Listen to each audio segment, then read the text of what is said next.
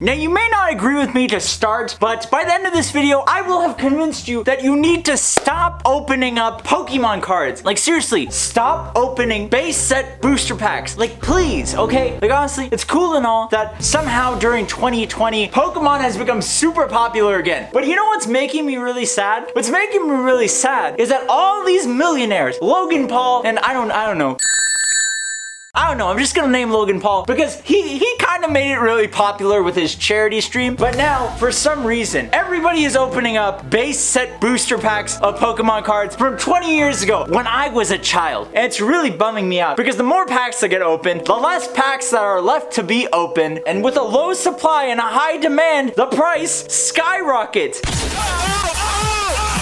I remember 10 years ago, I was in college, I finally had my own money, I finally had my own eBay account. I was like, I'm gonna buy some Pokemon cards. Base set booster packs were 30 bucks. 30 bucks!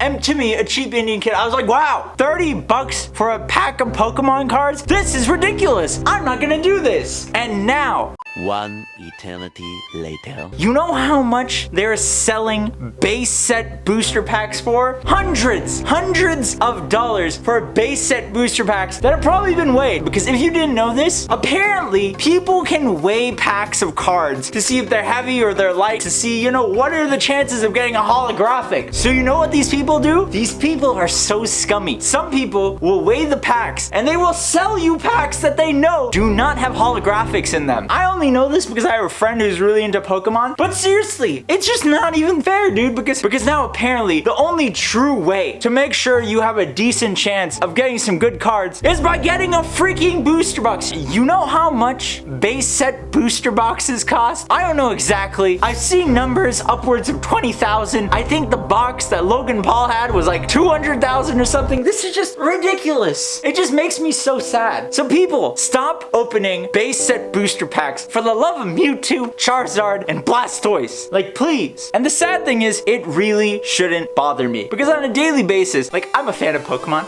You see my Charmander? You see my Charmander? I like Pokemon, but I'm not obsessed with Pokemon. I have a few cards left. You know, I'll look at them a few times a year to remember my childhood, remember the 90s when things were simple, when I wasn't an adult, when I didn't have to deal with capitalism, when... Whoa, let's slow down there. When frankly, I was just too ignorant of how terrible a place the world actually is. Boy, I miss my childhood. Boy, I miss the 90s. Anyway, for some reason, Pokemon is just such a...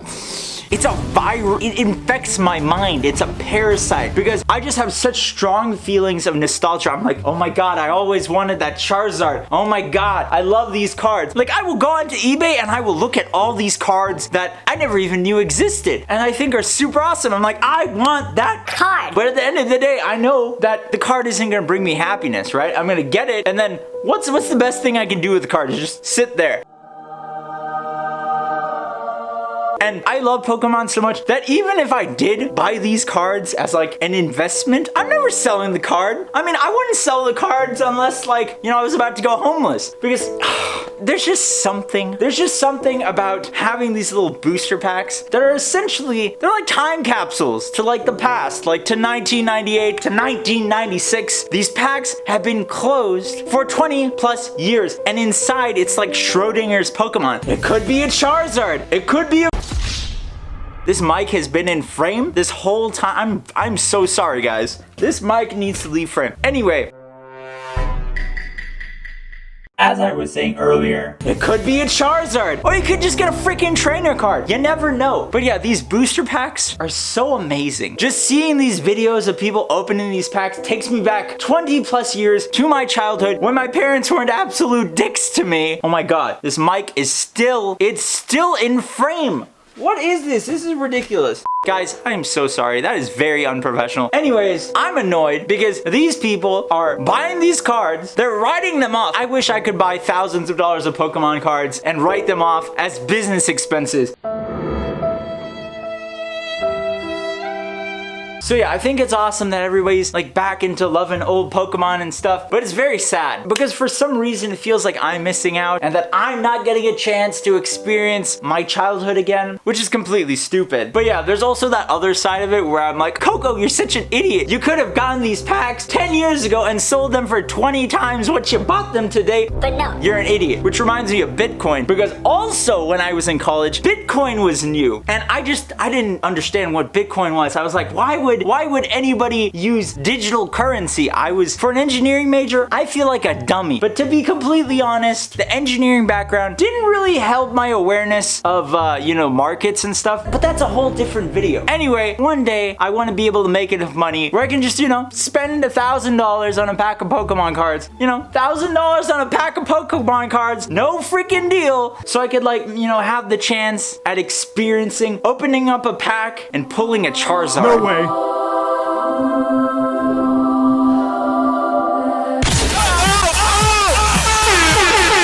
Like last year when Detective Pikachu came out and there was like Detective Pikachu Pokemon cards, I got some Pokemon cards, but it didn't feel the same. Maybe I'm a boomer. Okay, I am most probably a boomer because the only Pokemon cards that appeal to me are the ones that were there during my childhood. Base Set, Rocket, Fossil, Jungle, Neo Genesis in Japanese. So let me tell you another story. So when I was a kid, right, I wanted Pokemon cards. I asked my mom to take me to a card store and there was this pack, right? This is before Gold version and Silver version had come out in the US. They had cards and it was this Japanese pack with a Lugia on the front. And I was like, whoa, what the heck is this? This is so cool. I've never seen this Pokemon. I want this one. So I get my first Neo Genesis pack in Japanese. First pack, I pull a holographic Lugia. I was like, this card is amazing. I don't have it anymore because I got scammed by one of my friends because I'm an idiot. Okay, basically I traded my holographic Lugia for a Slowking, a Typhlosion, a Meganium,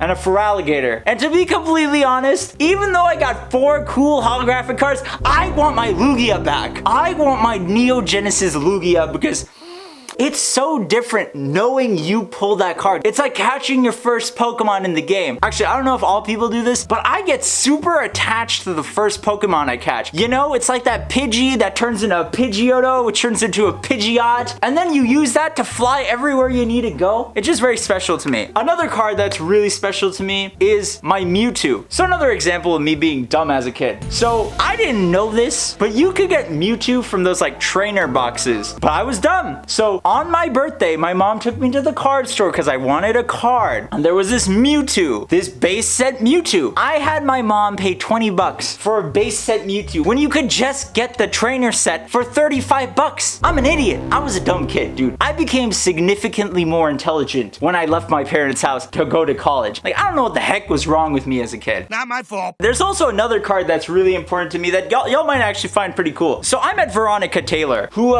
just happens to be the original voice actress that voiced Ash Ketchum in Pokemon. So when I met her, she signed an original Charmander and a Pikachu card for me. And those are really special. I'm basically never giving those up. But yeah, that's pretty cool. Also, remember the first time you figured out that Ash was voiced by a woman? What? That's pretty crazy. I mean, if you didn't know that, now you know. But yeah, I was so surprised as a kid. Anyways, my other favorite cards are the promo cards for Pokemon the first movie and, Pokemon the movie 2000 because I went to see those movies as a kid. So frankly, all the new cards don't really matter to me because, they don't mean anything to me. Which is why I am doomed to be disappointed because all those things are going to be so expensive. And as a cheap Indian guy, I cannot rationalize spending that kind of money on these Pokemon cards. And the inability to rationalize is the core problem here because I'm being super irrational with my infatuation with these cards, with my hardcore, deep-rooted nostalgia. It just doesn't make any sense. They're just cards. Why am I getting so obsessed about them? In my day-to-day life, I'm a pretty simple man. I don't really like to buy a lot of things. I started working out not because I wanted to look better, but because I didn't want to have to buy new clothes because I like the clothes I have. Whenever it's Black Friday, I don't really care because I don't want new stuff because I'm pretty happy with the stuff I have. But when it comes to freaking Pokemon cards, the few times a year that they pop in my head, they lay their eggs in my brain. It's too much.